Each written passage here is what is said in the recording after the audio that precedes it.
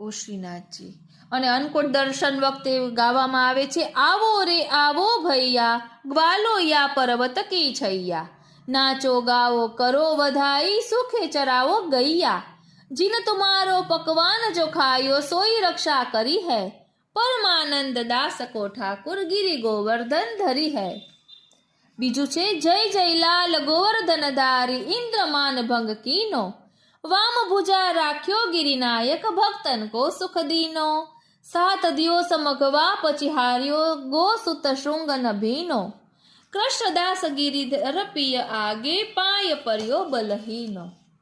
ઓ શ્રીનાથજી, ઓ શ્રીનાથજી, ઓ શ્રીનાથજી। એટલે અન્નકૂટમાં ધરાતી સામગ્રીના પ્રકારોમાં દૂધગરની સામગ્રી, ખાંડગરની સામગ્રી, અન્નસખડીની સામગ્રી ને સખડીની સામગ્રી ધરવામાં આવે છે। એમાંથી આપણે યથા મનોરથ, યથા શક્તિ સુંદર સામગ્રી પ્રભુને ધરવી ને પ્રભુને ખૂબ ખૂબ ખૂબ લાડ લડાવવા। બોલો શ્રી વલ્લભાધીશ કી જય।